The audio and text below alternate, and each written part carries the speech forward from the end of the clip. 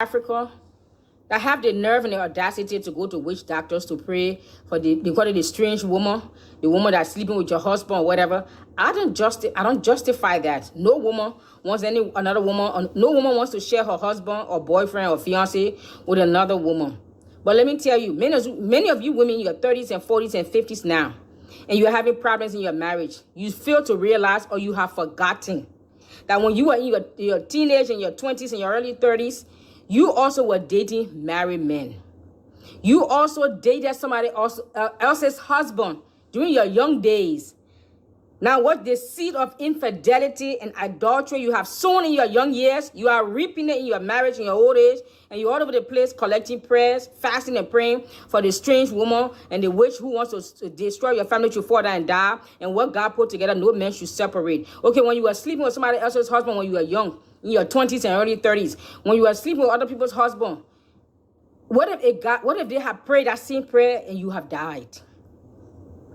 Listen, let's learn to be brutally and sincerely honest. Many of what's going on in your lives, in your marriages, I'm not saying in all situations or circumstances, but many times those marital problems, some of you have sown the seed of infidelity and adultery into the lives of other people's marriages when you were young and cute and beautiful and sexy and whatever. You slept with married men. It's so common in Africa. It's almost like a cultural thing. It's so acceptable. But then these young ladies, when they turn in their 40s and 50s and they get married, then they want to kill the woman who's sleeping with their husband. Well, guess what? What you sow, you must reap. It's time for us to repent. It's time for us to repent. It's time for us to check our heart and ask the Lord to forgive us. That's some of the issues that we're going through in life. Maybe we brought it upon ourselves in our young days. We didn't know. Now the rooster have come home to root and we're praying for everybody to die. No, man. God put some spiritual law into practice. He put some spiritual laws into effect. It's called sowing and reaping. Whether you Muslims, whether you Christian, it doesn't matter. You practice that law, you will reap the consequences or the benefits of it. You sow wickedness and evil in your young days, you're not going to escape. I don't care what you do. Hello. So, beloved, if you know you are guilty of such, ain't nobody condemning you. But get in your prayer closet. Get in alone with God and ask the Lord, Father, forgive me.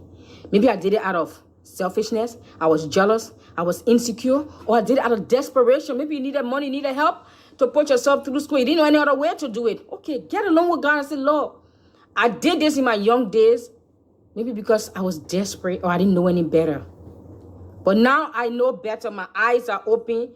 And I try to or I destroy somebody else's marriage. Now I'm reaping the consequences in my own life, in my own marriage. Would you please forgive me for the damages I have caused in other people's marriages and lives during my young days?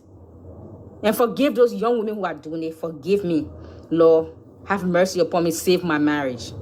Save the marriages of those also who are reaping the consequences of adultery that they sowed in their young years. Forgive them also.